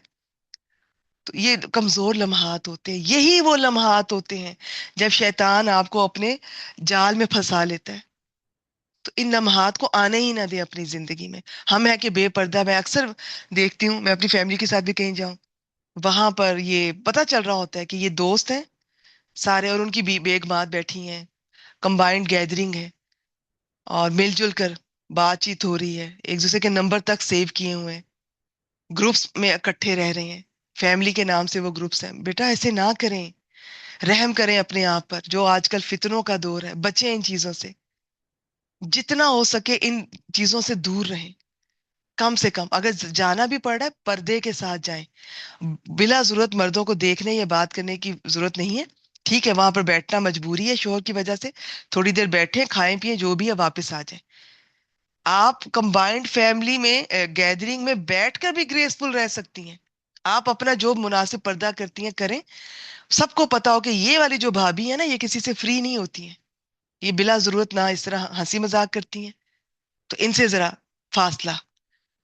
और ये एक औरत की तारीफ में आता है कि कोई मर्द को अगर ये लगे कि ये फ्री इस तरह से नहीं होगी, ये अपनी हद से आगे नहीं बढ़ेगी, इससे फासला रखो। ये एक औरत की शान है, ये होनी चाहिए। अच्छा जी, आगे बढ़ते हैं। अब बीवी पर शोहर के हुकूक। शोहर की औलाद पर, जो पहली बीवी से शफकत और मेहरबानी करे, अपने हुस्न और जमाल की वजह से शोहर पर फख्र ना करे। शोहर में कोई कमी है तो उसे जताए नहीं, یہ تو ہم عورتوں کا نا بوڑھی ہو جائیں گی اور بتاتی رہیں گی میرے اتنے رشتے آئے تھے اور یہ تھا اور وہ تھا. تو اگر کسی وجہ سے شوہر محتاج ہو تو اس کو حقارت کی نگاہ سے نہ دیکھے. شوہر کے اختیار سے باہر فرمائش نہ کرے. شوہر بیمار ہے تو اس کی پوری طرح دیکھ بھال کرے. اوقات عبادت میں شوہر کی مدد کرے. شوہر کو اچھائی سے یاد کرے. شوہر کی رعایت میں اس کے ماں باپ اور بہنوں کے ساتھ اچھے سلوک کا اہتمام کرے. چلیے جی، بہت خوبصورت ٹاپک ہے. جنہوں نے لیٹ جوائن کیا ہے میں آپ سے کہوں گی ریکارڈنگ میں ضرور سنیے گا، اور کبھی انشاءاللہ موقع ملا تو اس آیت کو اور بھی تفصیل سے دیکھیں گے. لائیو سیشن جتنی بھی آیات آپ کے لیے سلیکٹ کی جا رہی ہیں نا، ان پہ تو ایک ایک آیت پہ لائیو سیشنز بنتے ہیں اور ہوں گے بھی انشاءاللہ. بہت سارے ہو بھی چکے ہیں. میرے خیال میں آج کے لیے فی الحال جو یہ آیات ہیں ان کے لیے اتنا ہی. ساری ریکارڈنگ ان کی میں شیئر کر چکی ہوں. اب چلتے ہیں آج کی جو زیادہ آیات والا ٹاپک ہے اس کی طرف بڑھتے ہیں. جی، سورہ لقمان آیت نمبر 13 سے 19 تک. ویسے آیت نمبر 12 سے ہی شروع ہو جاتا ہے. اللہ تعالیٰ فرماتے ہیں ترجمہ: ہم نے لقمان کو حکمت عطا کی جو یہ تھی کہ اللہ کا شکر ادا کرتے رہو. جو کوئی شکر ادا کرتا ہے وہ اپنے ہی فائدے کے لیے کرتا ہے، اور جو ناشکری کرے تو اللہ یقیناً اس کے اس سے بے نیاز ہے. خود اپنی ذات میں وہ حمید ہے، تعریف کیا گیا ہے. تو اس آیت کو میں نے رہنے دیا ہے اور اس پہ شکر کا بھی میں ذکر کر چکی ہوں. تو اس سے اگلی آیت میں نے یہاں سے سٹارٹ کر دیا 13 سے 19. لقمان علیہ السلام کے بارے میں مختلف روایات آتی ہیں. بعض کے نزدیک پیغمبر تھے، بعض کے نزدیک نہیں تھے یا نہیں تھے. ریگارڈلیس آپ یہ دیکھیے گا آج کہ ایک باپ اپنے بیٹے کو کس انداز سے اور کس بات کی نصیحت کرتا ہے. کیا میں اور آپ اپنے بچوں کو اس انداز سے اور ان باتوں کی نصیحت کرتے ہیں؟ کیا ہم فکر کرتے ہیں؟ میں مختصر لے کے چلوں گی کیونکہ وقت اس وقت زیادہ نہیں ہے، تو لیکن میں ان ساری آیات کو کور کرنا چاہتی ہوں. بسم اللہ الرحمن الرحیم. وَإِذْ قَالَ لُقْمَانُ، یہ بھی پڑھ دیتی ہوں. وَإِذْ قَالَ لُقْمَانُ لِابْنِهِ، اور جب لقمان نے اپنے بیٹے سے کہا. وَهُوَ يَعِظُهُ، جبکہ وہ اسے نصیحت کر رہا تھا. واز واو عین زوئے، اس کے کئی معنی ہوتے ہیں. ایک معنی ہوتا ہے وہ نرم بات جو دل پر اثر کرتی ہے، نصیحت. اس کے علاوہ وہ بات جو کسی کو کسی بات سے ڈرانا، خبردار کرنا، وہ چاہے سختی سے بھی کی جائے. تو اس کے بڑے زبردست مختلف معنی ہیں. اب وہ جو نصیحتیں کر رہے ہیں نا، یہاں سے شروع ہو رہی ہیں. ان کے الفاظ پہ ذرا غور کیجئے گا. یا بنیہ، اسے اسم تصغیر کہتے ہیں. بیٹے کا بھی جو لفظ ہے نا، اس کو اور چھوٹا پیار سے ہم نہیں جیسے بچوں کو پکارتے ہیں. اچھا چلے اردو میں بس اتنا ہی بتا دیتی ہوں. اے میرے چھوٹے بیٹے. اتنا پیار، اتنی اپنائیت. ہم اول تو اتنی محبت سے بچوں سے پیش آتے نہیں ہیں. آئیں گے تو کبھی کوئی نصیحت کرنے کی ہمارے پاس کچھ ہوگا نہیں. اچھا چلیں، اگر نصیحت کرنے کے لیے بھی کچھ ہے، محبت سے ایک بار پیش آ جائیں گے تو اگلی بار ان کو سختی کریں گے. اب آپ دیکھیے گا جتنی نصیحتیں کریں گے اتنی بار بیٹے کو اتنی محبت سے پکاریں گے. اور یہ نہیں ہے کہ وہ پتہ چل رہا ہے کہ یہ اپنے بیٹے سے کتنی نرمی اور محبت سے پیش آتے رہتے ہوں گے، تبھی اتنی نصیحتیں کی ہیں. اور بیٹا بھی یقیناً سن رہا ہوگا اتنے غور سے. اور پھر لیول بھی ہے ان کی حکمت کا، ان کے علم اور حکمت کا، کہ بیٹا بہت چھوٹا بھی نہیں ہوگا، بہت بڑا بھی نہیں ہوگا، ٹین ایجر ہو سکتا ہو کہ وہ اب اس ایج میں ہے کہ وہ ان باتوں کو سمجھ رہا ہے. اس سے پہلے باپ بیٹے میں اللہ کو لے کر، دین کو لے کر باتیں ہو چکی ہوں گی. لا تشرک باللہ، سب سے پہلے وہ کہتے ہیں میرے چھوٹے بیٹے اللہ کے ساتھ کسی کو شریک نہ بنانا.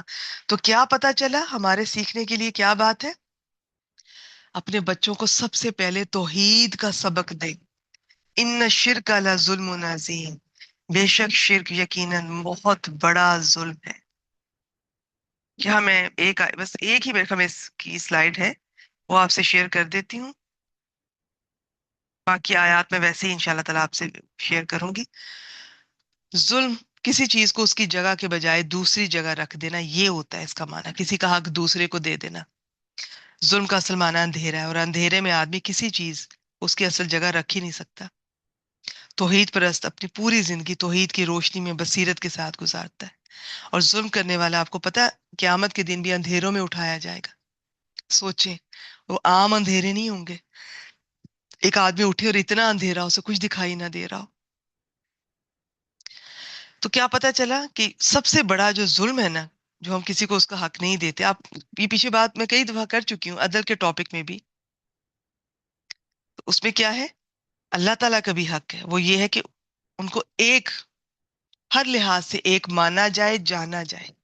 سب سے بڑھ کر اللہ تعالیٰ کو اپنی زندگی میں جگہ دیجئے اور اپنے بچوں کو بچپن سے سکھائیے. بچوں کو پتا ہو. انفارچونیٹلی بڑا افسوس ہوتا ہے دیکھ کر، ہم بچوں کو اپنے پسند کے ایکٹرز، سپورٹس مین اور سیاسی لیڈر سے محبت کرنا سکھاتے ہیں.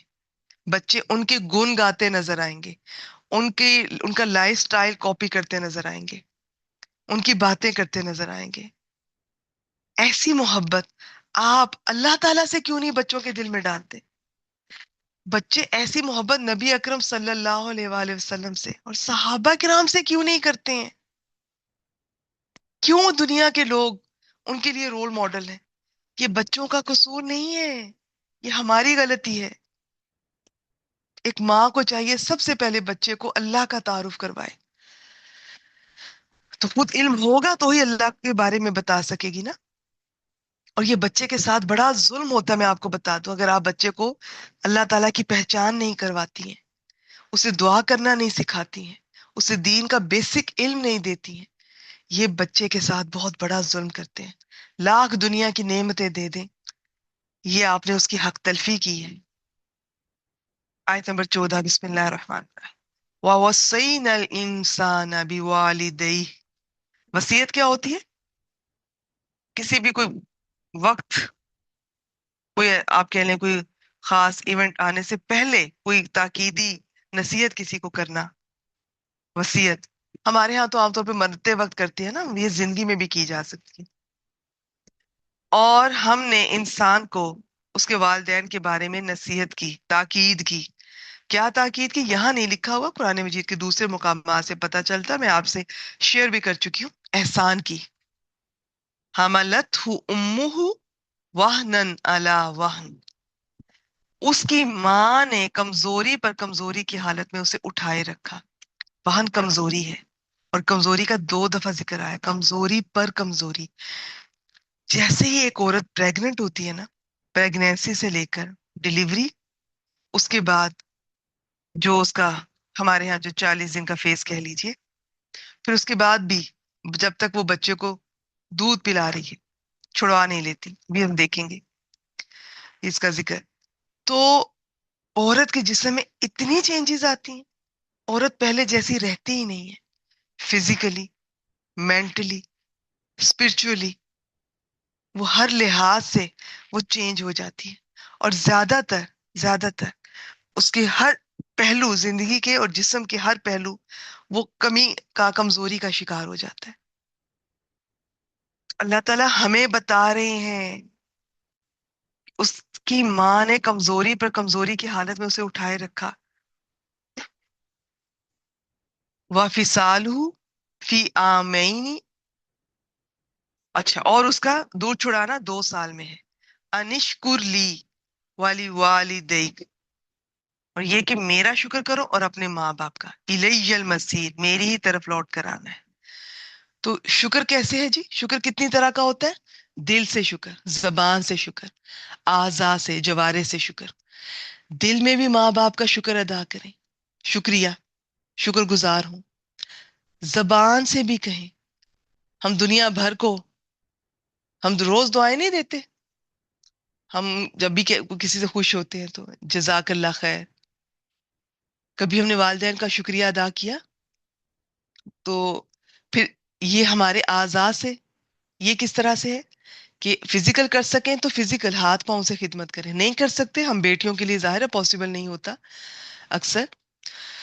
تو جس طرح آپ کر سکتی ہیں زبان سے کیجیے.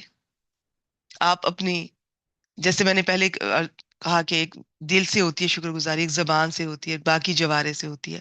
تو آپ زبان سے کر دیجیے ان سے، اور کرتی رہیں. انہیں فون کریں، ان کی تعریف کریں، جو بھی میں والدین کے ساتھ آپ سے ہم شیئر کر چکی ہیں. باقی خدمت میں اس کی بھی تفصیلات ہیں. ان کو کوئی تکلیف نہ دینا، یہ بھی آپ ان کے لیے خدمت کر رہی ہیں. ان کو دور بیٹھ کر آپ کسی بھی طرح انہیں کچھ بھجوا دیتی ہیں، انہیں پوچھ لیتی ہیں، ان کا خیال کرتی ہیں، یہ بھی ان کی خدمت ہے. تو خدمت صرف ہاتھ پاؤں سے نہیں ہے، وہ تو اعلیٰ درجے کی ہو جائے گی. باقی بھی سب ہے. تو دیکھنا پڑتا ہے کس ماں باپ کو کس چیز کی ضرورت ہے. بعض ماں باپ کو خدمت کی ضرورت نہیں ہے، وہ خود بھی ابھی صحت اچھی ہے یا ان کے پاس کام کرنے والے ہیلپرز ہیں، انہیں صرف آپ کے وقت کی ضرورت ہے، آپ سے تھوڑی توجہ چاہیے. تو یہ آپ نے خود دیکھنا ہے. تو بس فی الحال اتنا ہی. مجھے بہت مشکل ہو رہی ہے ان آیات سے اتنی مختصر طریقے سے گزر کر جانا. تو آپ، لیکن میں جتنا بھی بتاؤں میرے خیال میں کم ہے. اب دیکھیے قرآن مجید میں اتنے مقامات پر اللہ تعالیٰ نے پہلے اپنا، پھر اپنے ہمارے والدین کا ذکر کیا، ان کے شکر گزار ہونے کا ذکر کیا. اب ہو سکتا ہے ہمارے ذہن میں آئے کہ جی وہ جو بھی کہیں کرتے جاؤ، کہتے جو بھی کہتے جائیں، حکم دیتے جائیں کرتے جاؤ.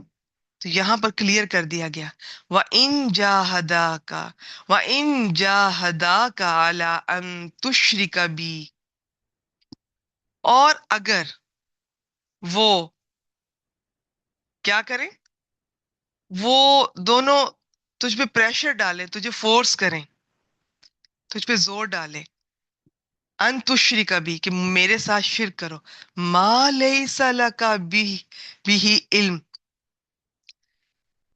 ٹھیک ہے، جس کا تجھے کوئی علم نہیں، جس کی کوئی دلیل نہیں، یا علم دلیل کے معنی میں بھی ہے. فلا تطیعہما، تو ان دونوں کی اطاعت مت کرنا. وصاحبہما فی الدنیا معروفا، ابھی جو لفظ آیا نا فلا تطیعہما، اس کی اپنی بڑی تفصیلات ہیں. اب ایک تو یہ نہیں کرنا کہ گستاخی کرنی ہے ان کے ساتھ. اگر وہ کسی، آج کل وہ کیا کر سکتے ہیں ہمارے ساتھ، ہمیں کسی شرک یا بدعت پر وہ ابھار سکتے ہیں. تو اب یہ نہیں کرنا کہ گستاخی کرنی ہے، بڑی حکمت سے کرنا وہی ہے، کہنا وہی ہے جو اللہ کا حکم ہے. بس اتنی بات یاد رکھیں.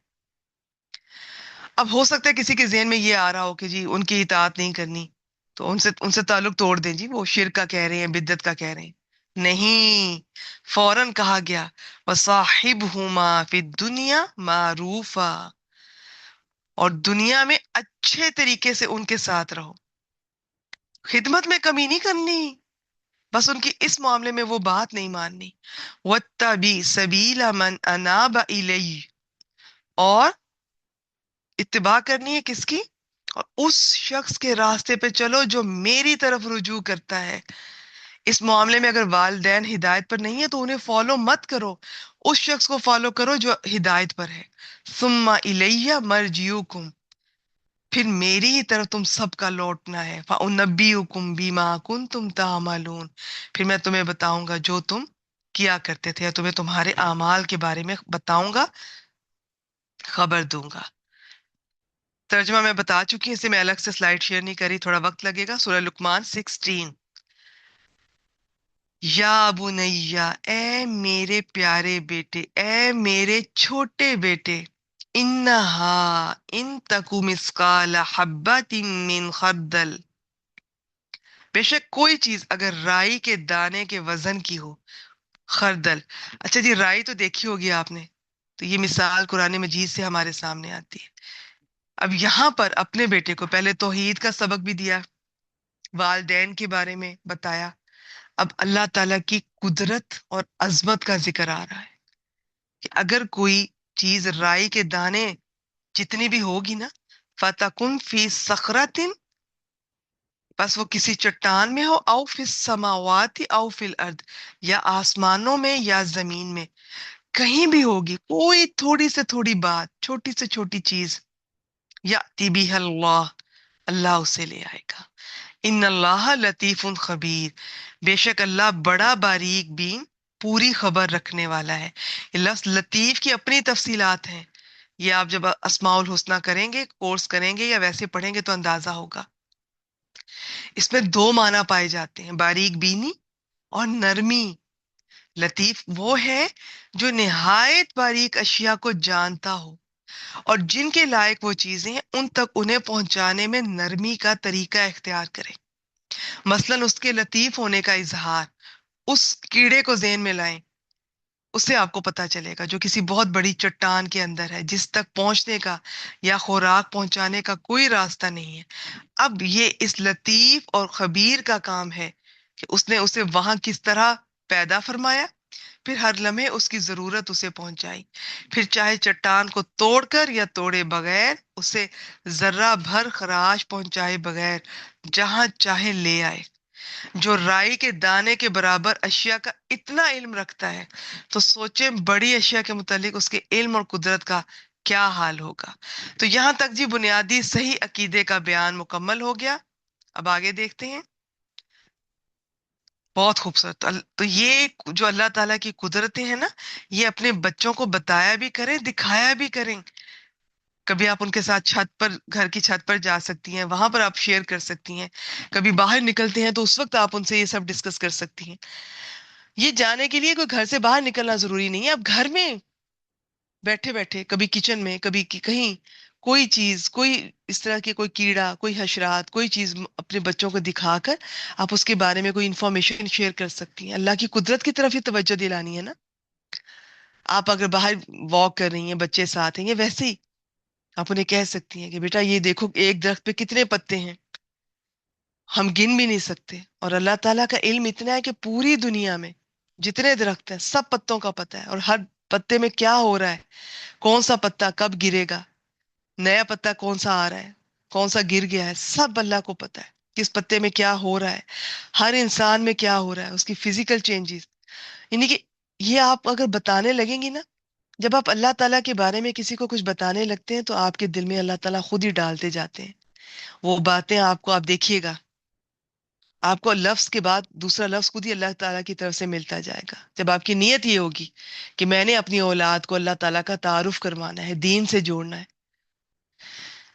آیت نمبر 17، بسم اللہ الرحمن الرحیم۔ یا بنیا، اے میرے چھوٹے بیٹے، اے میرے پیارے بیٹے، اقیم الصلاۃ، نماز قائم کرو۔ یہ سب آپ لکھ سکتی ہیں، یہ سب جو لقمان علیہ السلام کی نصیحتیں ہیں، آپ اپنے بچوں کے ساتھ ایک ایک کر کے رمضان میں بیٹھ کے شیئر کر سکتی ہیں۔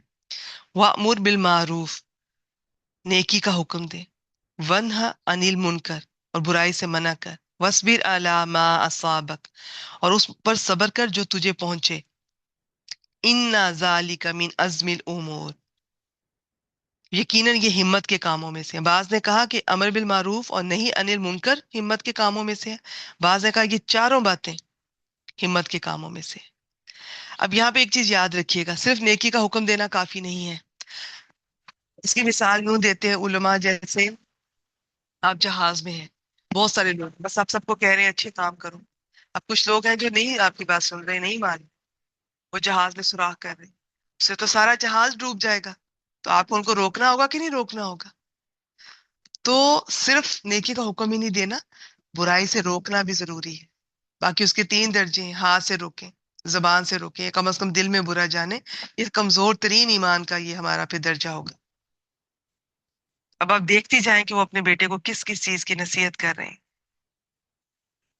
آیت نمبر 18، بسم اللہ الرحمن الرحیم۔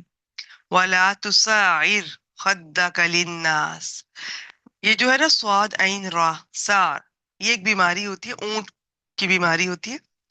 جب اونٹ کو یہ بیماری ہو جاتی ہے تو اس کی گردن ایک طرف ہو جاتی ہے، وہ اپنی گردن نہیں موڑ سکتا۔ یہ بہت خوبصورت تشبیہ دی ہے۔ اور یہ خدہ کا، اپنا گال، رخسار، لنا، سب لوگ دی۔ اب یہاں یہ نہیں کہا کہ بس اپنوں سے یہ اپنا گال نہ پھلا، مراد ہے کہ کسی قسم کا یہ تکبر یہ نہیں ہونا چاہیے۔ اور للناس میں سب لوگ، کیا کوئی کمزور اور کیا کوئی طاقتور، کیا کوئی اپنا کیا کوئی پرایا، اور لوگوں کے لیے اپنا رخسار نہ پھلا۔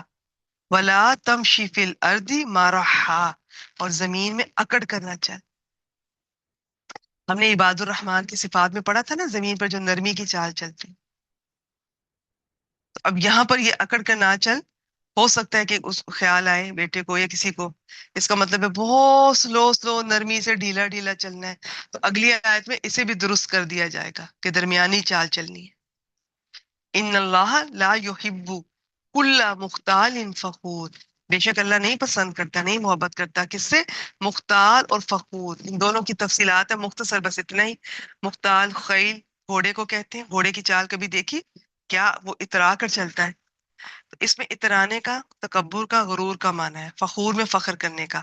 بعض نے کہا مختال میں خرچ کرنے سے پہلے جو ایک انسان کا ایموشنز ہوتے ہیں، اور خرچ کرنے کے بعد جو فخر کرتا ہے وہ فخور میں آتا ہے۔ جو بھی ہے یہ دونوں چیزیں اللہ کو پسند نہیں ہے۔ اور ایک چھوٹا سا پوائنٹ اور نوٹ کیجئے گا، لقمان علیہ السلام نے یہ نہیں کہا بیٹے آپ کے ابو کو یہ پسند نہیں ہے، یہ مت کرنا، کیونکہ ان کا مقصد اپنے بیٹے کے دل میں اپنی محبت یا عزت ڈالنا نہیں ہے۔ وہ کہہ رہے ہیں کہ اللہ کو یہ پسند نہیں۔ تو جب آپ کی زندگی کا مقصد اللہ تعالیٰ ہوں گے نا، تو آپ بھی اسی پرسپیکٹو میں بات کریں گی، آپ اپنے بچوں کو بھی یہی کہیں گی۔ آپ کا جینا مرنا سونا جاگنا سارا دن یہی ہوگا، اللہ کو یہ پسند ہے، اللہ کو یہ پسند نہیں ہے، اللہ کو یہ پسند ہے۔ آپ اپنے بچوں کے ساتھ بھی یہی، بیٹے یہ کام کرتے ہیں یہ اللہ تعالیٰ کو پسند ہے، بیٹے یہ نہ کرو یہ اللہ تعالیٰ کو پسند نہیں ہے۔ اس طرح تربیت کریں، انکانشیسلی بھی بچوں کے ذہن میں یہ باتیں بیٹھ جائیں گی انشاءاللہ تعالیٰ، اور ساری زندگی ان کے کام آئیں گی۔ ٹھیک ہے، اور باقی حسب ضرورت کبھی آپ یہ بھی کہہ سکتی ہیں کہ آپ کی والدہ کو، آپ کی امی کو، آپ کی ماما کو بیٹا یہ چیز پسند نہیں ہے، یہ تکلیف ہو رہی ہے، وہ تربیت کا وہ بھی انداز ہے موقع محل کے مطابق۔ لیکن یہاں پر وہ کس طرح سے تربیت کر رہے، تو اللہ کی اور اللہ کے رسول صلی اللہ علیہ وآلہ وسلم کی محبت دل میں ڈالیے، آپ کے بچوں کی تربیت خود ہی ہوتی چلی جائے گی انشاءاللہ تعالی۔ بس دعا کیجئے کہ اللہ تعالی ہمیں بھی، ہمارے بچوں اور ہماری نسلوں کو توفیق دے کہ ہم سب سے زیادہ آپ سے اور آپ کے رسول صلی اللہ علیہ وآلہ وسلم سے محبت کرنے والے ہوں۔ یہ دعا ضرور مانگا کیجئے، کثرت سے مانگا کیجئے۔ جس کے دل میں ان کی محبت آ جائے گی نا سب سے زیادہ، باقی کام خود ہی سیدھے ہو جائیں گے انشاءاللہ۔ سورہ لقمان 19 آج کی آخری آیت، وَقْصِدْ فِي مَشْيِكَ، اپنی چال میں میانہ روی رکھ۔ ٹھیک ہے، اب اس کی اپنی تفصیلات ہیں، بس مختصر میں نے آپ سے یہ شیئر کر دیا۔ اس میں اکڑ کر چلنے سے منع کیا، تو کیونکہ پیچھے جو منع کیا ہو سکتا تھا اس پہ عمل کرتے ہوئے کوئی انتہائی کمزور اور مریل چال اختیار کرتا، اس لیے میانہ روی کا حکم، نہ تکبر کا اظہار ہو نہ کمزوری کا۔ اور ویسے بھی ہر کام میں میانہ روی دین اسلام پسند کرتا ہے۔ وَغْضُضْ مِن صَوْتِكَ، اور اپنی آواز کچھ نیچی رکھ۔ یہ ہم عورتوں کے لیے جو ہم شاؤٹ کرتی ہیں، جب ہم محبت بھی کرتی ہیں، ہم خدمت بھی کرتی ہیں، اور آخر میں ہم شاؤٹ بھی کرتی ہیں، اور ہمارے سارے نمبر کٹ جاتے ہیں، بلکہ مائنس میں چلے جاتے ہیں۔ سب کو ہماری محبتیں بھی بھول جاتی ہیں، ہماری خدمتیں بھی بھول جاتی ہیں، ہمارا شاؤٹ کرنا یاد رہ جاتا ہے۔ آواز نیچی، عام روٹین میں بھی چلا کر بات نہ کریں۔ یہ تو خیر کیا بیٹی کیا بیٹا سب کی تربیت کرنی چاہیے، بہت چلا کر کسی کو بھی بات نہیں کرنی چاہیے۔ مزید اللہ تعالیٰ فرماتے ہیں ان انکر الاصوات لصوت الحمیر، بے شک سب آوازوں سے بری یقیناً گدھوں کی آواز ہے۔ تو یہاں مثال دے دی، اب اس کی بہت سی تفصیلات ہیں، اور مطلب یہ ہے کہ بلا ضرورت اونچی آواز سے بولنے اور چیخنے کی مثال گدھے کی آواز جیسی ہے، اور تمام آوازوں سے بری آواز گدھے کی ہے۔ دیکھیں جی، ہم کہیں گے کہ کیوں پھر بنایا کیوں تھا، یا بعض لوگ سوال کرتے ہیں پھر یہ کیوں تھا وہ کیوں تھا، پھر یہ پگ کیوں بنایا، پھر گدھے کی آواز ناپسندیدہ کیوں بنایا؟ اس کا جواب کسی کے پاس نہیں ہے۔ جو بنایا اللہ نے بنایا حکمتوں کے تحت، بعض دفعہ ہمیں حکمتیں سمجھ آ جاتی ہیں، اب مثالیں دی جا رہی ہیں، تو یہ کم ہے کہ ایک چیز سامنے ہے جس کی مثال سے ہم سمجھ پا رہے ہیں۔ تو باقی گدھوں کا یہ ذکر قرآن مجید میں کئی موقع پہ ملے گا، ان کے جو چیخنے چلانے کی آوازوں کا ذکر بہت جگہ ملے گا قرآن مجید میں۔ جب یہ بولتے ہیں پہلی آواز کو زفیر کہتے ہیں، اور جب وہ آخر میں جاتی ہے اسے شہیق کہتے ہیں۔ اور آپ دیکھیے گا کہ یہ قرآن مجید میں کہاں کہاں کیسے کیسے ذکر ملتا ہے۔ تو یہ جو شہیق والی آواز ہے نا، کفار جب جہنم میں پھینکے جائیں گے تو اس کی خوفناک آواز جو انہیں سنائی دے گی، اسے بھی اللہ تعالیٰ نے یہ شہیق کہا ہے، یہ سورہ ملک میں بھی دیکھیں گے۔ اس سے گدھے کی آواز کا شدید مکروہ ہونا ظاہر ہے۔ پتہ کیا ہے، بڑی وجوہات ہیں، ہر بعض مفسرین نے اپنے حساب سے بیان کیا ہے کہ ہر جانور جب بولتا ہے نا کسی وجہ سے بولتا ہے، تھکا ہوا ہوگا، بوجھ سے، خوف سے، مار کی وجہ سے، کسی اور وجہ سے. صرف گدھا ایسا جانور ہے جو ایک تو بلا ضرورت بولتا ہے، اور دوسرا وہ اس کی آواز بھی ایسی اللہ نے بنائی ہے.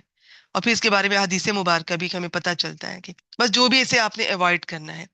پھر ٹھیک ہے، تو یہ اس کی تفصیلات ہیں.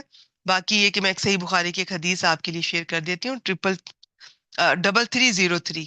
جب تم مرغوں کے چیخنے کی آواز سنو تو اللہ سے اس کے فضل کا سوال کرو، کیونکہ انہوں نے کوئی فرشتہ دیکھا ہے. اور نہیں، یہ دو حدیث ہیں. رکے میں آپ سے ان کا نمبر میں شاید مکس کر رہی ہوں، ایک سیکنڈ. ٹھیک ہے. رسول اللہ صلی اللہ علیہ وآلہ وسلم نے یہ جو گدھے کے اس کو بولنے کی وجہ اس کے شیطان کو دیکھنا بیان فرمایا. ابو ہریرہ سے روایت ہے، یہ ہے صحیح بخاری 3303. جب تم، اور پھر آگے فرمایا، جب تم مرغوں کے چیخنے کی آواز سنو تو اللہ سے اس کے فضل کا سوال کرو، کیونکہ انہوں نے کوئی فرشتہ دیکھا ہے. اور جب تم یہ گدھے کے یہ اس طرح بولنے کی آواز سنو تو شیطان سے اللہ کی پناہ مانگو، کیونکہ اس نے کوئی شیطان دیکھا ہے. یہ مثال دینے کا مطلب یہ ہے کہ تم گدھے کی مشابہت اختیار مت کرو. رسول اللہ صلی اللہ علیہ وسلم نے فرمایا، صحیح بخاری 2622. یہ حضرت ابن عباس اس کے راوی ہیں. بری مثال ہمارے لیے نہیں، ہمیں اس کا مصداق نہیں بننا چاہیے. وہ شخص جو اپنے ہبہ کو واپس لے لیتا ہے، وہ کتے کی طرح جو اپنی کیچ چاٹ لیتا ہے. تو یہ مختلف مثالیں، تفصیلات جانوروں کی میں نے آپ سے کچھ احادیث مبارکہ کی روشنی میں شیئر کی ہیں. ان کی تفصیلات انشاءاللہ تعالیٰ اس وقت میں جلدی میں ہوں. ایسا نہ ہو کہ میں ان کو بیان کرتے ہوئے کچھ میں غلط کر جاؤں. تو فی الحال میں نے جو آپ کو بتانا تھا وہ میں نے بتا دیا. وجوہات بہت ساری ہیں یہاں پر، بس ذہن میں یہ رکھنا ہے کہ ہم نے آواز ہماری بلا ضرورت مت چیخیں، مت چلائیں. کبھی کوئی ضروری محسوس ہوتا ہے، زیادہ مجمع ہے، لوگ ہیں، شور ہیں، یا کوئی واقع سن نہیں پا رہا، تو وہ بھی ایک انداز ہوتا ہے، طریقہ ہوتا ہے سب لوگوں کو متوجہ کرنے کا. فی الحال کے لیے اتنا ہی. وآخر دعوانا الحمد للہ رب العالمین. سبحانک اللہ